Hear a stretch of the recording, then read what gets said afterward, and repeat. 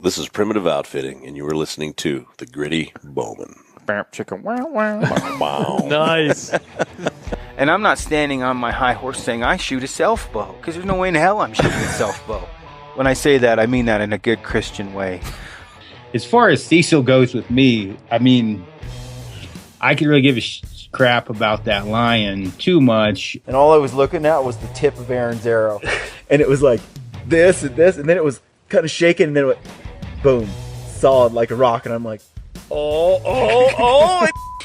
He's like, I got to know if you hit anything or not. You never really show excitement, because I don't. I'm kind of always mellow. And this thing, ready to jerk a tear. I was running around like an idiot. Woo! You know, if you ever talk to anybody from Africa, they're all about hunting lions because they eat people. Yeah. The compound, I have total confidence. With this thing, I'm like, yeah, maybe. But the way that America works, we're so soft, like softer than baby. All of us, basically. The shooting errors, I'm going to call it Matrix effect. I panicked.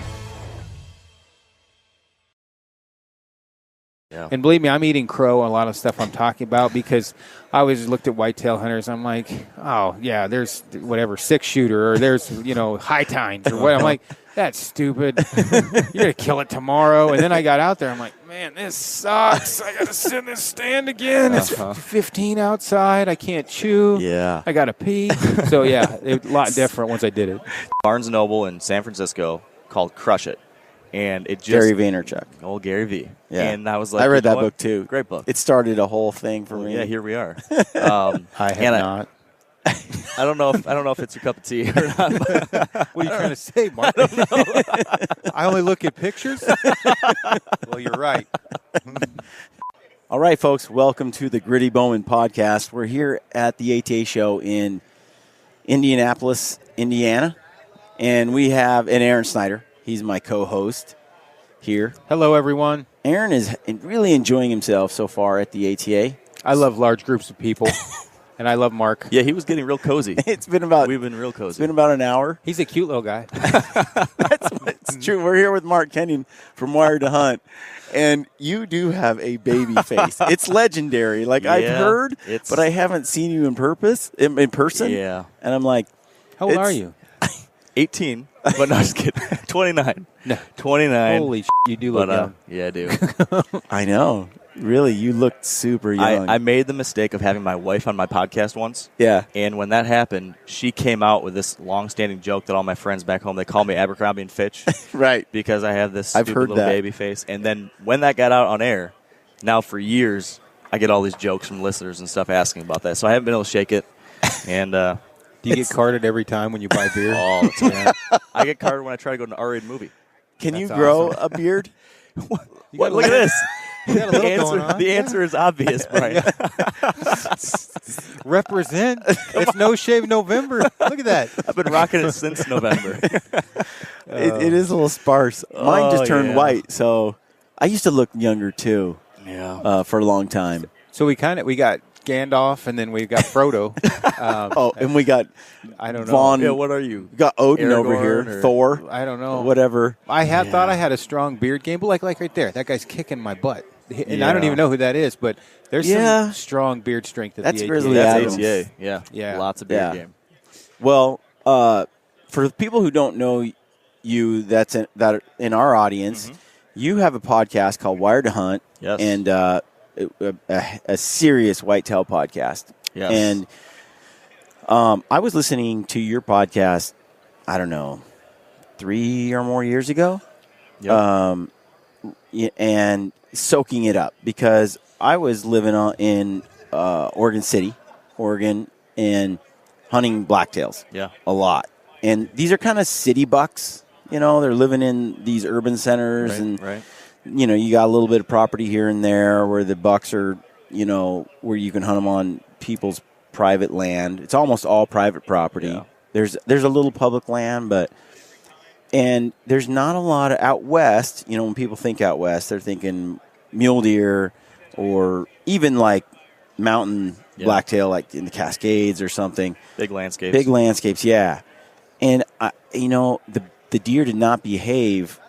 None of that stuff worked. Yeah.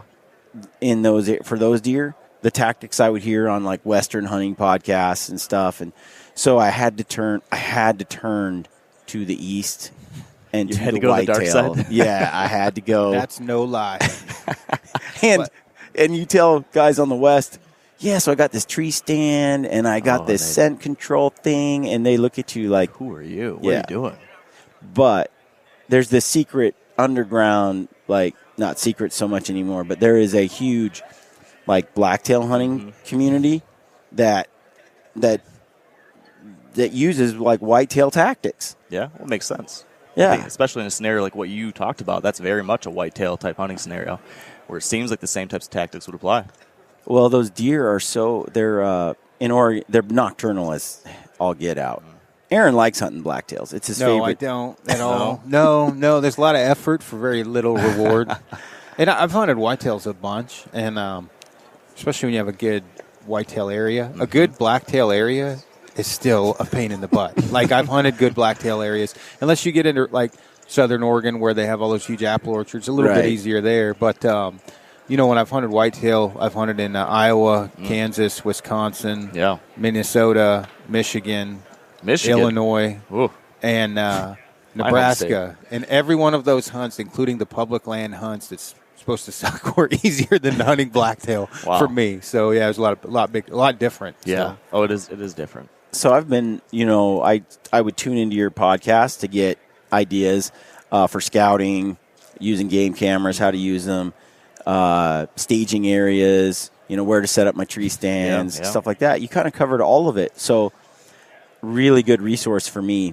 I'm glad to hear that. And I really enjoyed you. At the time, I wanted to do a hunting podcast, and so look at you now. Yeah, I know. Sort of. It's all Aaron's fault, really. You're to blame.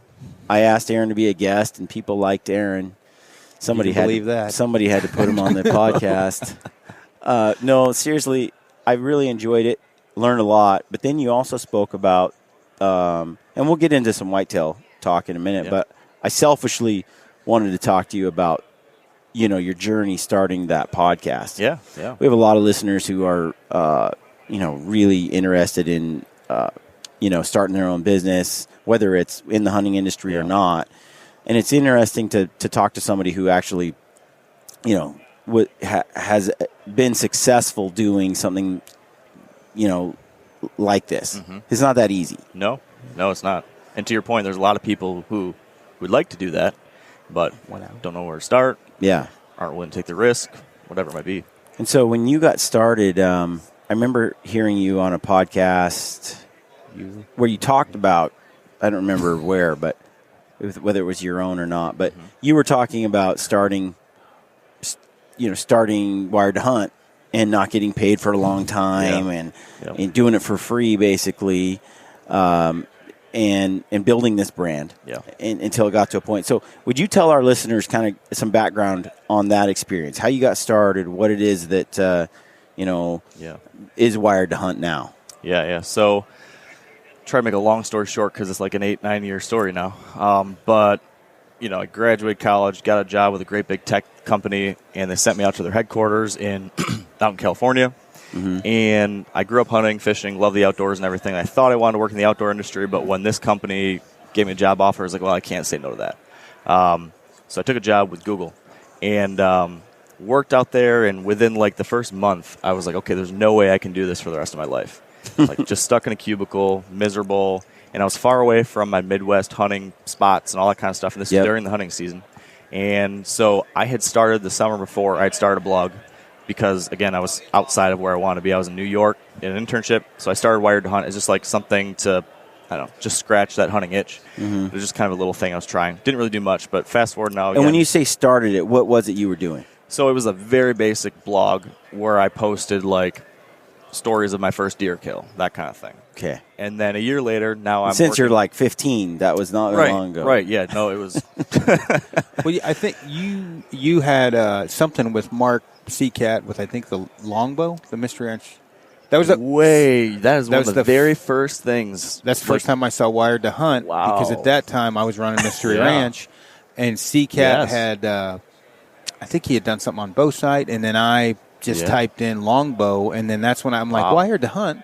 And he did a video, which was funny. I think he did a video, and he was talking about loading the longbow for a backpack hunt, and he threw in one mountain house, and I'm like, so you're staying a very short period of time, but you don't eat very much. But that was the first time I'd seen, not to That's interrupt, funny. you're the Wired to Hunt. So. Yeah, no, that was that first fall when I was there in California and started a 2008, website. 2009? Yeah, it was 8 or 9. I got Okay. I think 9. And so the long story short is I was there. I realized, okay, I can't do this for the rest of my life. Yeah. And I was reading a book in the Barnes & Noble in San Francisco called Crush It. And it just Gary Vaynerchuk. Old Gary V. Yeah. And I was like, I read you know that what? book too. Great book. It started a whole thing for me. Yeah, here we are. I have not. I don't know if it's your cup of tea or not. What are you trying to say, Mark? I only look at pictures? Well, you're right.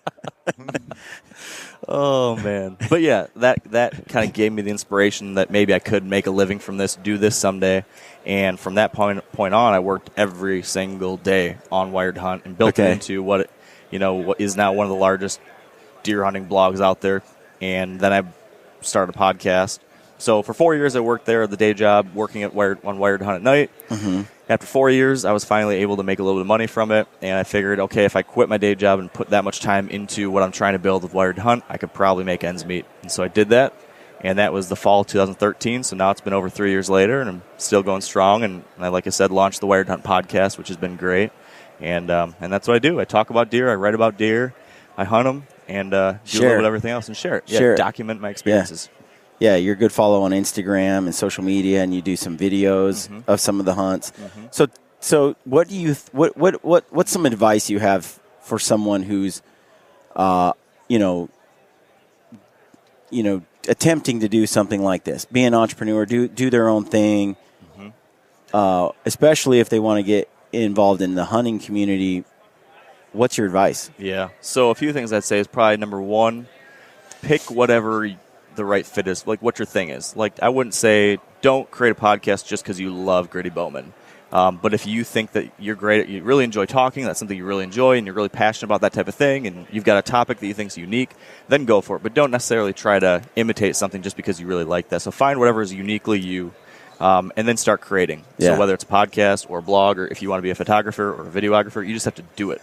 Don't wait for someone to all of a sudden drop an opportunity in your lap. Like, you got to go out there and do stuff. And I think if you create, constantly be getting better at that, whatever it is, put yourself out there, meet people, try to put your work out there, connect with people. Eventually opportunities come.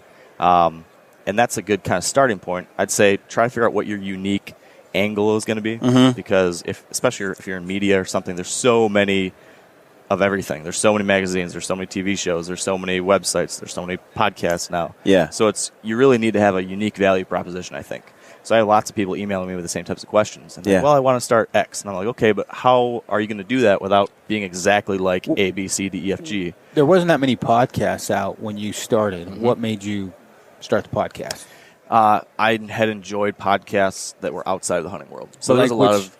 only because Brian obviously is... He reads more than me, listens to more podcasts than me as far as out of the hunting side of things.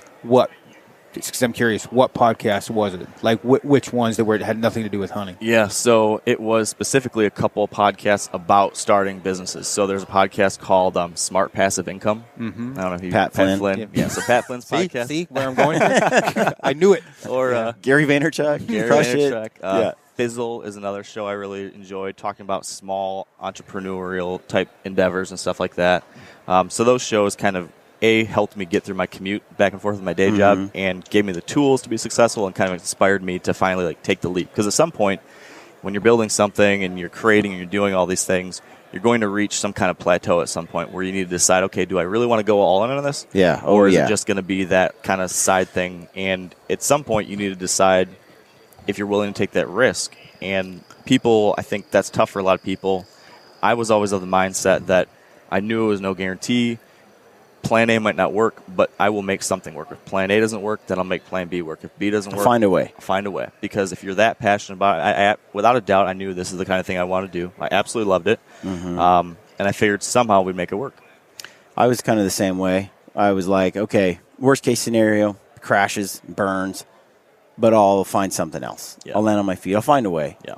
And I had Aaron there kind of mentoring me along the way, introducing me, and he had a lot of strong connections in the hunting industry that I didn't have at all. So Aaron was able to, bring me in and introduce me to people that were influential and that had, connections that would help me.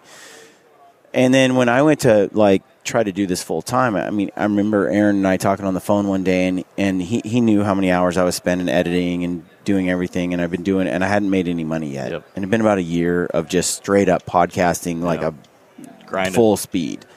And Aaron said, "Okay, have you thought about how you're gonna make money?"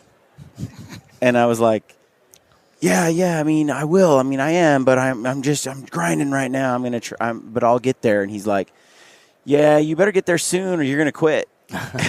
That's what I do. From personal experience. Yeah. Oh yeah. And the one thing I didn't want to see to have happened to Brian was kind of what happened to me on Rock Slide. I don't know if you ever get on there. It's a website. Familiar. Was the reward.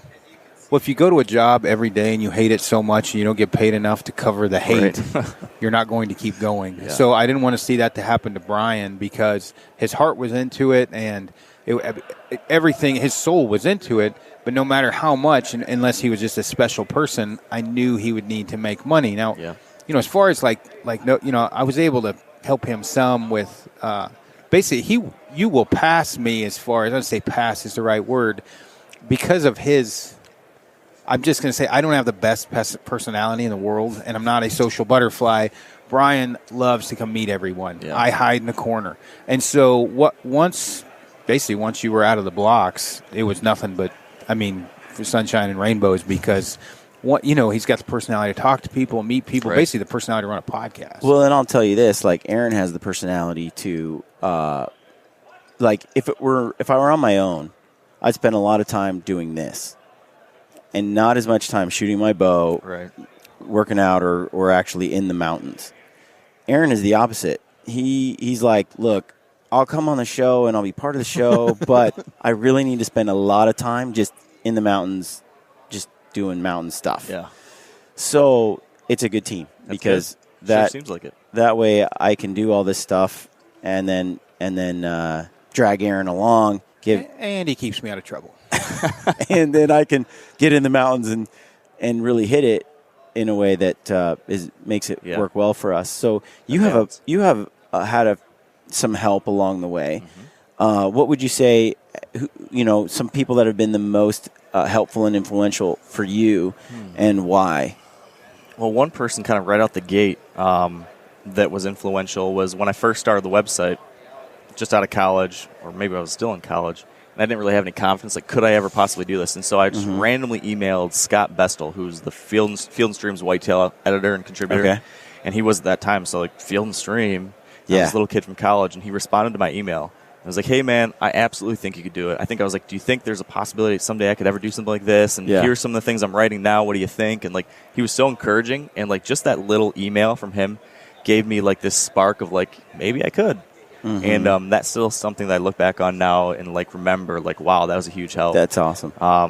And then another guy who Craig Doherty is he's a long time guy in the industry on the whitetail side, habitat side of things, kind of QDMA type guy. Oh yeah. And kind of helped pioneer the QDMA in some ways. Yep, yes. I've heard him on your podcast. Yep. So he was he's been in this for a very long time, and he somehow met, I can't remember exactly how we met, but he was one of those guys who kind of just shared with me a lot of background, introduced me to so many people in the industry, kind of like you mentioned, having someone who can help you make with those connections and kind of help you navigate some of this messy labyrinth that is the outdoor industry sometimes. There's so many people. I think that, I don't know what the quote is, but I think anyone who's successful stands on the back of giants. Nobody is successful without help from a lot of good people. And so I definitely, I could sit here and thank people all day probably. Totally. Well, you're a couple of the podcasts that you did where you actually told your story, gave advice, was really helpful to me. I was right at the process of launching Gritty Bowmen and maybe, doing one or, I think you crushed my dreams. I emailed you. And I was like, hey, Mark, I'm going to start this podcast. I haven't started it. you got back to me. I was like 4 months into it, I think. And you're like, so, you got back to me and you're like, so and I'm like, well, I've started it. We need to talk. And then it was still a few months later. And I've found from my own experience now, like, once you're in it and you're cranking, I get a lot of emails and comments, and I'm horrible about getting back to everybody. I just can't do it. Yeah. And I was telling Aaron about it, like, I asked so-and-so, I sent an email here, and Aaron's like, yeah, no response is normal. People are just slammed. I think it's important while we're on that discussion that we cover. It's not that I'm probably better than you because while I'm at Kafaru, I answer messages. Right. You've got 3 kids. You're editing podcasts. You don't have time to look at your phone all the time. I don't know with you. If we don't get back to you, it's not that we don't like you or we don't care. It's literally a matter of time and triage, and that's what I've explained to people is they look at it in a normal day, somebody gets 20 texts. Well, that's probably a lot, 10 text messages. You will have, I've seen your messages that come through, just not your texts. You'll get 50 before 10 o'clock in the morning. Well, 1, 2, and 3, if you start on 50 or 1 through 30, may get overlooked because you can only answer the first 20. And then 20, 30 more have come in. You've went and played with your kids, taken them to school. Then pretty soon you're 185 behind. It's the next day. And if you do that, there's no podcast. Then. Honestly, it's true. And what I feel like is when I do respond and I hit send, I'm thinking, there's no rhyme or reason. You just got lucky because I just happened to be yours came up and I had the moment to respond. Yeah. And I flag all these ones that I really like or really appreciate with the best of intentions to get back. But I have like thousands of flagged ones now of really cool emails that I never responded to that I want to work through. Yeah. And I've toyed around with having someone work with me and then respond and all of that. And I got an automatic message from you, and so I toyed around with that. But at the end of the day, the fact is I just don't get back to everybody. So we have been really trying hard to answer questions on the podcast. Yeah, it's a great way just to do it. Kind of gather them all and then hit a subject and try to hit them all there.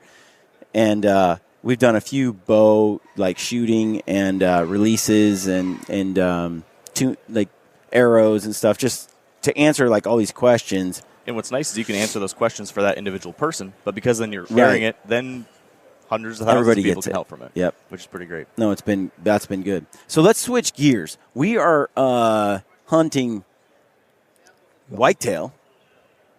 Snyder and I. We have this big bow junkie distraction over here. It is a big distraction. Great cool.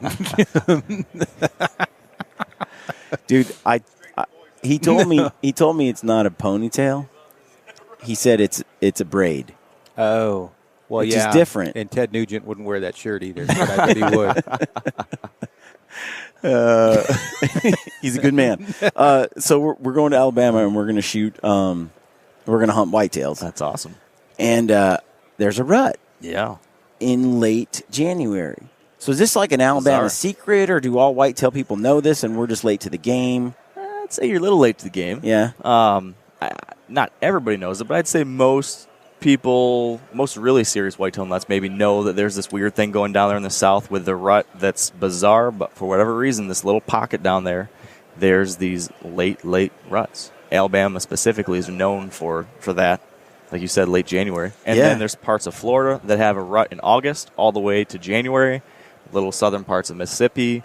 And it's really hard to put a pin on why, but right now most of the researchers are saying that they believe it's because of the actual reintroductions of deer back in the 50, 60, 70, 80 years ago when they were shifting deer populations. There's a lot of deer up north in Wisconsin, some of these other states, and so they're taking deer from there and introducing them down in southern Alabama and different areas like that, and somehow that caused these strange genetic subpopulations that have these bizarre rut dates. But if you look at the rest of the country... It's weird because not too far away it's like they're dropping antlers, and then here they're like just ramping up. Yeah. It's peak weird. rut. The rest of the country, so much of it, 2/3 or 3/4 of it, very consistent rut dates. Yeah. Not at all down there. Yeah, January 30th through like February 5th or something. That's when we're headed down there. That'll be fun. And any advice for shooting, hunting blacktails in the rut? Whitetails during the rut? I mean, whitetails. Yeah. Yeah. I mean... I said... I meant what I said. I said what I, yeah. I follow. When it comes to the whitetail rut, at least, like there are more articles and magazines and blog posts. From the and moon podcasts. phase to Oh my gosh, there's so much. which I still haven't dope figured you out to from put your out, podcast whether the moon phase is legit or not legit. And I still haven't figured it out. Because Brian. there's like all these hunters that are like, it matters. And then you get like some biologist on there that's like, dude, Doesn't we've matter at tracked all. them and the stats do not link to any correlation. Yeah. How does that go over, by the way, when your passionate whitetail hunters that live and die by the moon phase get told it doesn't matter? Well, you're just going to – it's just this. It's like, I think this, and such thinks this, and some people put their fingers in the air and say, I don't care what so-and-so says. And it's still up for debate, that's for sure. Interesting. But it's easy to get kind of like caught up in all the craziness of what the rut is and all these different ways to hunt and all these different calls and tactics and tree stands. And I like to keep it simple. I think if you can do two things during the rut, you're going to have success. If you, number one, find where the does are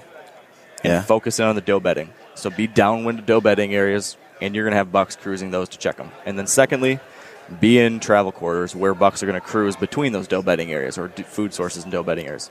You identify those two places, the doe bedding areas and the travel corridors, and you're golden. And just sit for a very long time, every hour of the day if you can. And if you're in one of those two types of places, a rutting buck's going to come through if they're in the area. So I try not to get caught up in all the other madness of it. That was one of the things I learned real quick was sit as long as you can, and then in a good wind, sit as long as you possibly. This is whitetail, because there's a couple times even this year we got out of the stand, hour and a half. That was how we got, and sure as crap, there's a deer walked by. That's how it goes. And it wasn't because we left, and he's like all of a sudden, oh, it's okay to walk by now. It just happenstance because it was in the rut, and so that's. And I'm not a whitetail guy, but the one thing I've said is sit all day. I don't care what pee you have on your boots and your wick or what call you have. Sitting is your best option is to get one, especially in the rut. Yeah. Especially a big buck, I think. Like, when I'm targeting a big blacktail, one of the things that I found was the hanging out where the does hung out. They hang out around food sources, and they've got these fawns, and they're kind of hanging out in these areas, and the bedding areas are there are some established ones. They're a little more random. I don't want to get near those because with blacktail they're kind of jumpy, and as soon as they get just a little bit, someone's been in their area, they leave for 2 weeks. Yeah. Well, when I'm dependent on like a blacktail moving during daylight during the rut, I can't afford to bump them on small acreage. Because once I do, it's over. Right. The hunt's over. The season's over. Yeah, that's because if the does aren't there, the bucks aren't there, and so I stay away from the bedding, closer to the feeding. Well, what I struggled with was there a lot of blacktail bucks, the big bucks, the ones I'm targeting. They won't come into the area where the does are until after dark. Yeah, like the open food sources. Yeah, it's just like so impossible. And so I was listening to you talk about staging areas. And that was a game changer. Can you describe to people, what a staging area is? I mean, they can look like a lot of different things. So there's not any one specific type of habitat or anything. Like you can't put a finger on it. But basically the staging area is that area before a food source, in between a bedding area where deer, especially mature bucks, will linger before dark because they don't necessarily want to come out in the open before they have to. So a lot of times you're going to have bucks coming to those staging areas. If it's during the rut, they're going to be usually cruising downwind perpendicular to the wind so that they can catch scent of whatever might be out, and whatever if it's a cutover or a field or a food plot, they'll cruise to those staging areas to try to get an idea of what's out there without needing to expose themselves. So lots of times, a very generic example might be on a property in Alabama, you've got a really thick patch of swamp that's the core bedding area, maybe in this 40-acre section. Yeah. And then that cover transitions to a little bit more sparse timber mixed in with some brush and whatever it might be. So now it's not as thick as a swamp, but it's not wide open, and that is adjacent to, let's say, a food plot or a cut ag field or something. So that in-between area where they still feel safe, but it's open enough that they can start getting an idea of what's out here, where are the females, what's going on. That's that staging area. Bucks are going to be rubbing, scraping, cruising, just before eventually, like you said, after dark, then they will pop out there. That's what I found, for blacktail. It was really critical. That really helped me get up my success, is rather than, sit on the food source or near the bedding area. It's finding that area where they, and I started to figure out where they like to hang up. And they'll come an hour before dark during perfect daylight shooting hours. They'll cruise up to the edge of that thicket, and then they'll just sit there and wait till dark, and they will not come out until it's too dark to shoot. Yeah. And then they come out. And so I had to set up further back in that area to get a buck. Right. And it started to really manage. I got way more action. Yeah, it's that type of thing is very much hunting pressure dependent. So at least the way I look at hunting is what's the hunting pressure here? Because there's places like you see on TV in Iowa or Kansas or something where there's very little hunting pressure, and you can go sit at the edge of a food plot or whatever and see a great big 5-year-old buck come out walking out with an hour or two left before daylight. Right. And you'll see that. True. But if you hunt in Michigan where there's 20 hunters per 20 acres, it's just not going to happen. So then you have to push into bedding areas, and you have to figure out how can I get close to a bedding area without blowing it out, because if you don't, you'll never see them. Makes sense. Yeah, in Oregon, I think where we're at, it doesn't. The blacktail are just so nocturnal that there's not a lot of hunting pressure, but they just prefer darkness. They're just a blacktail. Yeah. I really do want to try hunting blacktail someday. It's wet. In general, it depends where you go, though. Right. Like you go to Southern Oregon, they're walking around in the daylight. They were in that one time I went down there. But it was a private. Yeah, totally low pressure, and you get out of the city. They just really in the city. They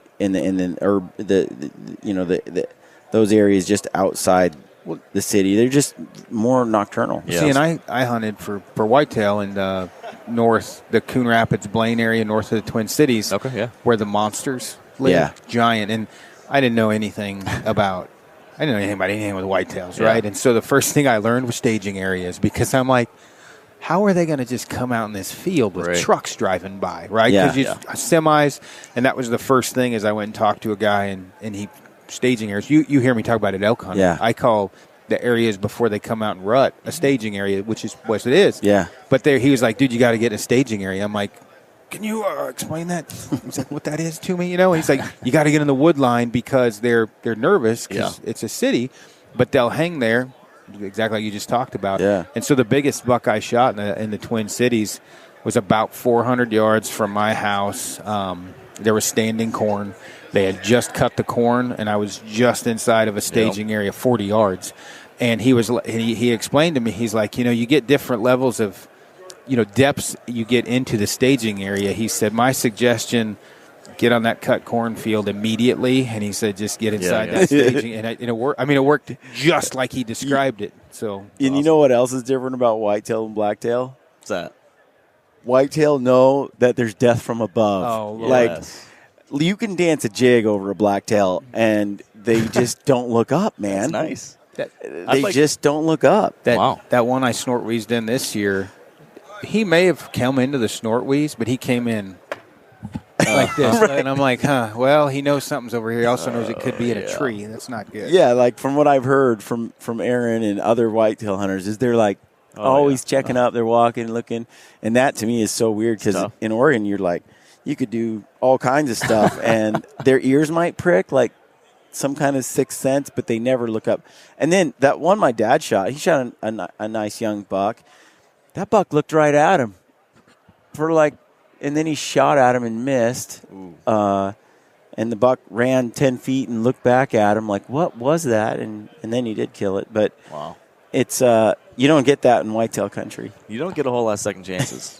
If you can't move. They know that there's something that I 10 years ago or 8 years ago would have, what's harder, a 200-inch mule deer or 165 plus inch whitetail, what 165's 165's Boone and Crockett. 170. 170's Boone and Crockett. So basically a Boone and Crockett, which at one time I legitimately thought the mule deer would be harder, and then I started trying to shoot something over 3.5 years old, and in my opinion, a 5.5 plus year old whitetail is harder to kill than any mule deer. They are just smart animals. Cagey. Yeah. Well, there's so much has to go right, between where your tree stand, and again, I'm not a whitetail expert, but where your tree stand is, what the wind is doing that day. The rut, are they going to be there? Because it's somewhat happenstance as far as that goes. Yeah. And then, can you get your bow drawn back? Because if they're in an area, they're looking up. Yeah. The biggest deer I shot, I swear to God, I could hear my heartbeat. And Yeah. you can get away with elk. Draw back. Oh, it ran off 5 yards. Dunk. Where I'm like pulling back about this speed, and he's like immediately I'm at half drawn. He looks up, and I freeze, and I'm like, I hope he looks down soon. I hope he looks down soon. And again, when you wrap your thumb around, they look, I mean, they could hear everything. It was the weirdest thing. Where with elk, they're dumber than shit. Yeah, it's so funny. When I started going elk hunting, it was the reverse realization, like, oh my gosh, I can get away with so much. Yeah. Did you get the guy like me? They're like, why didn't you draw? You're like, it was looking at me. I'm like, so draw your bow. That first year, I was just pussyfooting around everywhere. I was afraid to make noise. I was afraid to move quickly. Oh, they make noise. And then, I quickly found out that you can do march some around, crazy things. It suits Aaron well. Oh, yeah. And I mean, with whitetail hunting, I have to transform into a very different person because Brian will tell you I'm like this. Little around. ADD. I mean, I can be. He can be a ninja. I can be, but it's not all day. He has to be motivated. Yeah. Where with whitetail, I mean, I literally have to like sit on your hands and like because I want to look at everything and but this, I mean, I've gotten like I talk to better. buddies. I'm like I'm like, look with your eyes.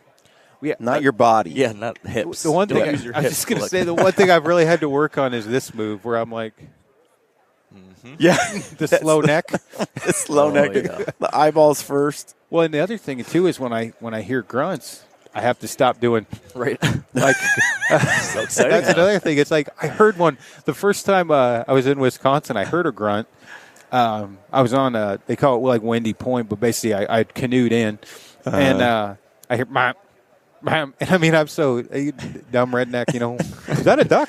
And I look back, and he's right up this doe's butt coming across. Just awesome. I'd never heard one. And this is heavily public land in northern Wisconsin. And I ended up killing it. But, I mean, it literally, that deer was, in my mind, 200 inches. Because I just. When you hear that, it's exciting. And I'd never shot a whitetail buck before at that point in time. Public land, the canoe, and I had the lone wolf tree stand. Hopefully you're not sponsored by Summit or something. I had the lone wolf tree stand, and it was just like this new thing for me. And, of course, I got it, and they're like, man, it's like 125. I'm like, that's it? That's all it is? It looks so much that's bigger. An awesome buck still. But, yeah, people are like, oh, I can't believe you whitetail hunt or know how much time Brian spent it. I love whitetail hunting. I mean, I love shooting stuff out of tree stands. I've hunted whitetails once in Idaho. Yep. Over the counter, just went up there, and it was a blast. Yeah. But I can tell you right now, I'm going to love it. Oh yeah. Just because my blacktail, I'm addicted to blacktail hunting, and I love tree stand hunting. I love it. It's obviously very, very different than hunting out west. Dude, a lot of guys out west are like so negative on tree stand hunting. They're like so boring, or it's not even hunting. My heart rate pounds harder when an animal comes in when I'm in a tree stand, harder than any other stalk or anything else I've done.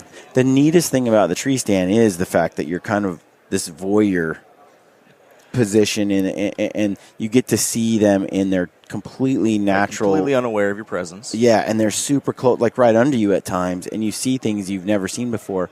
Yeah. In Oregon, I got 2 clips of film this season, this one season, where 2 bucks come in, and they're rutting hard, and they spray this musk. They lift their tail up, and they just go, psst, and it's this gassy fart or whatever that goes on for like a long stretch, like 30 seconds, right? Jeez. Like just spraying something, and they walk around. And the first time I saw it, I was like, well, that was weird. And then I saw these 2 bucks posturing, circling each other like this, and I thought there might be a fight. And then the bigger one arches back up and then musked again, like wow. And as soon as it did that, the other buck was like, whoa, and then he just beat feet. So I've never heard of that, but I've got 2 video clips of bucks like marking territory with gas. Yeah. What? And you we're don't see that. They're- You're not going to see that on the ground. Well, that's what I mean. Like to see that behavior and the audit, them, and they were following where this doe had gone, exactly where she went. It's just really neat to see that. You don't see that though if you're like on the ground running walking. around and It's stuff tough. like that. Yeah, I feel like with what I really enjoyed about going out west is that the hunt and the strategy and everything going into the hunt is right now. Like the actions, the decisions you're making are happening as the hunt progresses. While with deer hunting, whitetail hunting, the decisions and the strategy most often took place months ago. Right. And you have to plan out your plan and all of you really think about. I look at it as like a puzzle or like playing chess, and I'm constantly trying to think. Okay, if I make the assumption that there's a bedding area here and that there will be a mature buck using this area with this wind on these types of days, okay, then what conditions do I need to be able to get to Y? And you're thinking through all these things months and months ahead of time, and then you wait for the perfect conditions, and then when you have X, then you strike. I always kind of talk about like a drone strike, and then you go and you kind of execute on this long running plan, and it's really cool to sit there in a tree. And yeah, you're not active for 3 hours or whatever. Yeah. But to see 3 months worth of work start to unfold in front of you is a really cool thing. Well, I explained it at one point in time, and not to piss off any whitetail or elk hunters, is your physical fitness level will get you an elk. Mm-hmm. Your brain power will get you a whitetail. And which patience. I find, basically. Ability to suffer, dude. It's freezing cold. No and matter it's types of suffering. But right. No matter how much you bench, how fast you hike, none of that, in my opinion, plays for some whitetail hunts, or a lot of them, plays as much into where patience, brains, common sense, discipline. Like, you don't need a lot of discipline to kill an elk, meaning scent, because you already stink if you're on a backpack hunt. You need physical fitness discipline where you, like, for me, I chew. You know how hard it is to go 8 hours not chewing? And then peeing, right? The argument, do you pee off the stand, too? You don't want to eat a whole lot because you certainly don't want to go number 2, right? Right. So there's all these different variables that it's a challenge, dude. Oh, when you got to take a dump and you've been in the stand 2 hours and you got a 12-hour or 10-hour day. That's a problem. Yeah, it's no good. And I don't think people think about that, where it's not the same thing. You're not running up a mountain with 50 pounds, and you're not, your body, you're not working it out as much. But I guarantee, for a guy like me, working my body out is easy. Sitting in that tree stand, not peeing and chewing for 8 hours is not easy. I'll go hike 10 miles before I would do that. So there's a lot of discipline involved. You got to watch my blacktail film. I do. That I put on, or Tim Burnett put it on Solo Hunter. Oh, nice. I didn't see that. It was this. He just put it on YouTube, so you can watch it for free. Nice. But it's kind of like whitetails, but for blacktails. And I love the idea of the things I love about whitetail hunting, but putting that in a western landscape. So whether that's blacktails or whitetails, like my first western whitetail hunt was this past year, and I just loved that. Even mule deer. There's a lot of guys who kill some big mule deer out of tree stands. I believe that. I tell you what, Kip Fowler, who's not as known as he probably should be, I think he's killed 3. I think he killed a Superman buck, which is 227 out of a tree stand in the Wasatch, right? That's not a great play. That's like Mortal Kombat mule deer hunting, right? There's a lot of people that hunt the front. And but yeah, I think one of the things I was going to ask you, what is your biggest whitetail? And then what's your most memorable? My biggest whitetail is a 160. Mm-hmm. Shot 2, they're about 160. And what? Gross. This is important. What state? Ohio. Okay. Yeah, both were in Ohio. If you said like Buffalo County, I'd be like, yeah. So, but my most memorable, I've been really fortunate the last few years to kill bucks that I've had a lot of history with. Yeah, that I've hunted for multiple years, which has been really cool. Maybe the most memorable was this buck, and this is another Eastern thing, but we name our bucks. Right, I did too. It's okay. A lot of us blacktail hunters do the same thing. Good. I feel like we get a knock for that from some of the Western guys. We elk and mule deer hunters make fun of you guys. No, I'm just kidding. I name all my elk immediately when I see them because I probably won't see them again. Right. So there's this deer, 6-shooter, I call him, because the first year I moved to this area, the first shooter buck I saw, it was a huge 6-pointer. Yeah. So a 3x3 in Western talk. And he was a really cool buck, and I had tons and tons of great encounters with him early, and then the next year I thought he was dead. Like a really long, boring story I won't bore you guys with. Yeah. But on the 3rd year, after a whole another season of following him, hunting him, all these different things happening, and like really getting down on myself because of some of the challenges I had, I ended up killing him in mid-December. And that was the first deer I'd ever had a history with and been able to kill it. And to now have been able to do that 3-4 more times in recent years, there's something really cool about the mystery of hunting public land or something where you have no idea what you're going to get, and it's all new. But there's also something really cool about developing this strange relationship with an animal that. Oh, absolutely. It's almost I've covered that a few times on some blacktail podcasts with my friend Chris Pasqua, and talking about that. And you get kind of obsessed with a certain deer, and a lot of guys in the West.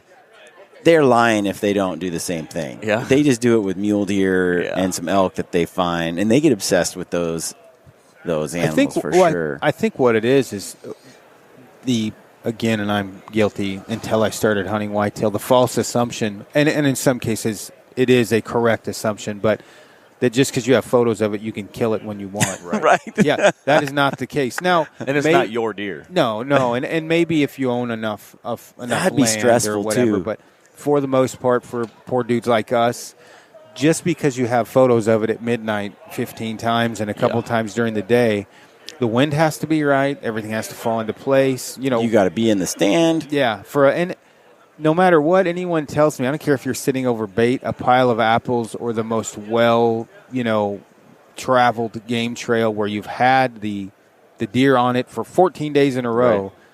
You still don't know if it's coming, right? And so you still have to have, as you said, the discipline to sit there. Yeah. And believe me, I'm eating crow on a lot of stuff I'm talking about because I always looked at whitetail hunters. I'm like, oh, yeah, there's whatever, 6-shooter, or there's, high tines or what. I'm like, that's stupid. You're going to kill it tomorrow. And then I got out there. I'm like, man, this sucks. I got to sit in this stand again. It's 15 outside. I can't chew. Yeah. I got to pee. So, yeah, a lot different once I did it. Tell me this, coming out west, because you've gone on a number of western hunts now.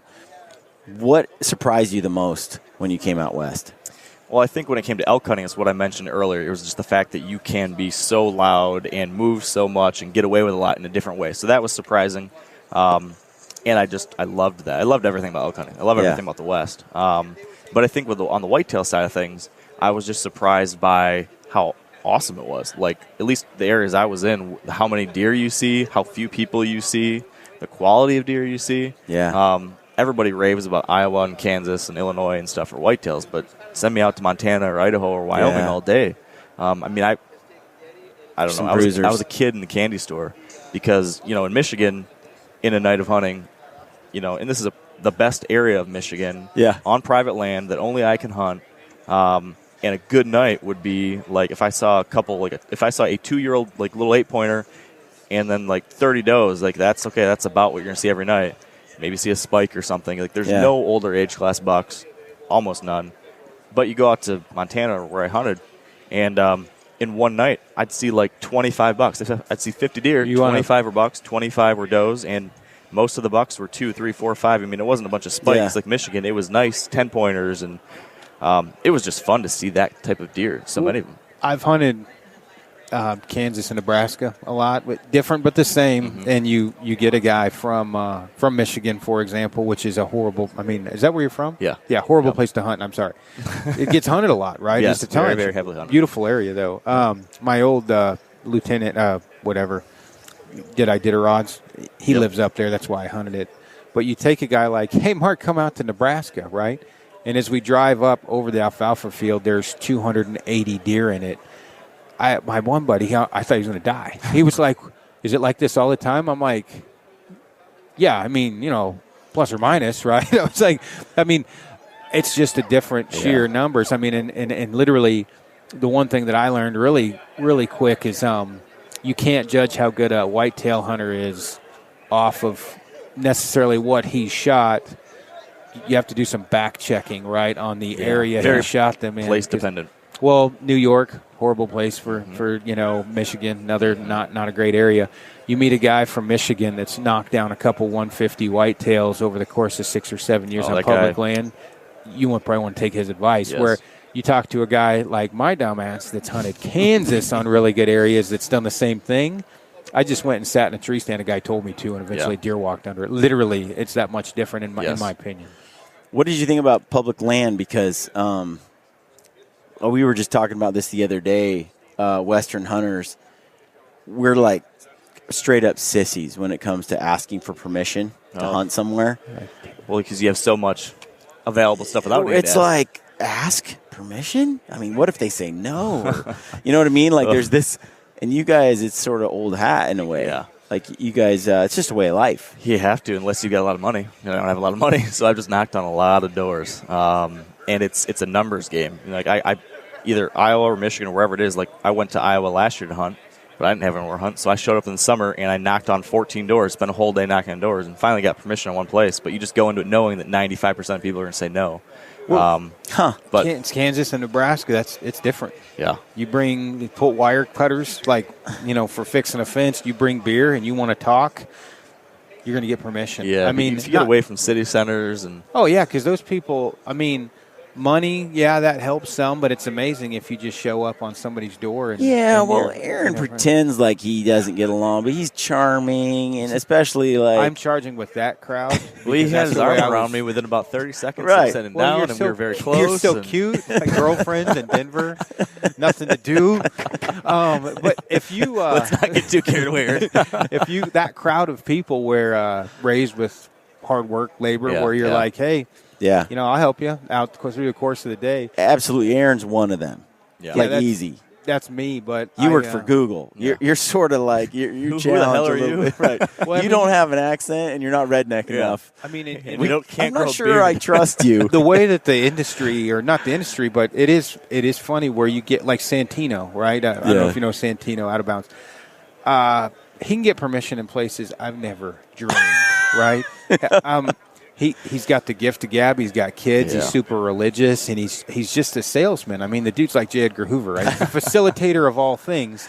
But you go to certain parts of the country where it's more my people. They look at me and they're like, "You're hunting on my land. Right. Who's that This guy? Yeah, get that guy out of here. He's not hunting over here." First impressions sometimes make a big deal. It just depends, right? I mean, and if you show up and you start, how to mend fence, and this other dude's talking about Google. Maybe a problem, right? So I have to show up in the right areas. Otherwise, they could come out with a gun, or they could come out with their family. Like, will you marry my daughter? It just depends on the area. That's right. To answer your question, though, Brian, real quick, about what I thought about public, the opposite of that is that I loved it. When I went out there and I realized I had endless river bottom ground, there's nobody else hunting it, and all this public lands, I could hunt there, and I could hunt there. And I could drive down here and hunt there and there and there, if you're willing to walk a little bit and navigate a little bit of some of this stuff. I mean, I loved that. And that's been my favorite thing about just the West is what we have as a resource, the public land there is something I'm pretty excited about and need to stand up for. That's something we should do this again, talk some more, especially about the public land thing, because especially on the east side, we've talked about, public lands and whether they should be managed by the federal government or the states. And I've had Randy Newberg on. We've gone around on that subject. And sometimes I'll hear from the East Coast guys like, why do I care? Right. It's not my state. Right. And it's way over there, and I'm never going to use that land. So, but I think Randy made a good comment on it where he said whether he's from New York or from Montana, he owns that. He's an owner of that land in Montana. Yeah. When they transfer it to state control, he's no longer an owner. And I think that is a message that a lot of the East Coast folks may not quite understand, is that they own that land now. If it switches, they don't own it anymore. Yeah. And I think, to your point, when you don't have context with something like that, like if you live in New York or if you live in Indiana and you've never been on public lands, you've never experienced what you've never been able to take advantage of that, then there just isn't that motivation to try to stand up for it or do something or care about these issues. So one of my big kind of goals has been to try to encourage more of my audience to see some of these places. Like these places, like you said, they're yours, they're ours. Yeah. Go out there, experience it, see it, and I think people are going to come away from that becoming a advocate. Because it's a hard time not going to one of these places and not falling in love with it. Us too. We feel like there's a lot of shows out there where they talk about, how to come out west. This is what you need to do. Buy a tag here. Do this kind of thing. We've covered it a little bit, but mostly all we've tried to say is it's super easy. Don't be intimidated by it. Yeah. Just do it. Yep. Just drive, buy, and go. One of the things I've explained to whitetail hunters that about what we're talking about, the land changing hands out west, is what if every farm automatically became public land for whitetail hunting with stipulations, obviously, because of the farming and the cattle ranching. Right. I'm like, what if tomorrow I'm your competitor wherever I want to go within reason? Well, I mean, it's the different but the same thing, and that kind of snaps it into place for them because whitetail hunters, I've noticed sometimes will come out west and be like, I was on, Darrell Floyd Hill right off the creek, and they're basically blowing out the best spot in the world because they're so used to there's some exclusivity when you hunt whitetail, right? They don't have to worry about giving away a spot. If you've got a good situation like that, yeah. Yeah, if you do. And so really like out west, you've got hunting competition, but you've got vast amounts of land. Yeah. Back east, not as much land, but less competition. Yes. If you take all that and make it into generalization, but make everything more or less public, or more of it public, it becomes a real world problem or it puts it in the face of a whitetail hunter where a lot of times I don't think they realize how much of what you know now. It's a dynamic, large difference once you start heading west. The farther you go, you get into the public land stuff. Yeah. You can really explore out west in a way. My cousin moved to Virginia. Okay. Lived there like 3 years, and he was hunting whitetails, and he's like, man, he had to knock so many doors to find a place to hunt. And then he went and hunted public land a few times, and it was like a circus, just a ton of people there, and anything got dropped that was on four legs and brown, that's and he was like, it just wasn't so fun, No. So it's a treasure out west. It really is. It is. Especially coming from Michigan, where just like that, in Michigan we have almost 1 million licensed hunters, and almost all of them are hunting in the lower quarter of the state. So we got 1 million guys in this little stretch of ground, and you compare that to, 20,000 hunters in all of Montana. It's a very, very different experience. A million. It is. And it results in a lot of frustrations. It's a great culture, and a lot of people love to hunt, but it results in some challenges. And so I enjoy escaping out west of the Mississippi as much as I can. Nice. Whether it be to whitetail hunt or backpack or fish or chase elk. Sure. Great country. Yeah, well, we should probably wrap it up. Yeah, we should. Thank you for coming on, dude. Been wanting to do this for quite a while. Yeah, I'm really glad we were able to do it. Thank you, guys. Yeah, thank you. We got to get you on Wired to hunt here soon. Yeah, it'd be fun. Aaron will learn some people how to come out west. Yeah. Well, that's what we need is we need people like you guys who live and breathe it to spread the message to the whitetail guys that listen to what I'm doing and get these guys out there in God's country. Yeah. Well, cool, man. Stay gritty. Appreciate it. Awesome. Thanks Mark. I haven't even had a drink tonight. We got some awesome things coming up. We do. So we've got a couple of announcements. We got the Northwest Sportsman Show coming up on the 8th through the 12th in Portland. Portland, Oregon. Yep. So we're going to be in Casey and I, we're going to be down there in the XXX Phelps Game Calls booth. And then we've got another show. Right after that, we've got the, it's the Western Hunting Expo in Utah, February 16th through the 19th. We've got a big booth filled with a lot of people. We've got Brian's going to be there podcasting with Aaron. Excited. Yes. Phelps is going to be there. Chad Mendez is going to be there. Hush is going to be there. We're going to do another Keep Hammering 5K on the 18th. Yes. I don't think I'll place as well. No, you actually you surprised both Casey and I. I didn't see him cross the line, so I still don't believe it. Brian was one of the first 20 finishers. Yes. Finished in 18th? 19th, I think. 19th, okay. Yeah, I just, ladies and gentlemen, thank you for listening to the Gritty Bowmen podcast. Take a precious moment of your time and give Aaron and Brian a review on iTunes. Type in the code GRITTY at checkout, and you save 20% on all Mountain Op supplements. Get some. They're smoking. Get it. Got it. And that's it, right? That's it. We thank you for listening to the Gritty Bowmen podcast. Because it's awesome. Huge thanks, and stay gritty. Stay gritty for sure. Stay gritty. Grit it.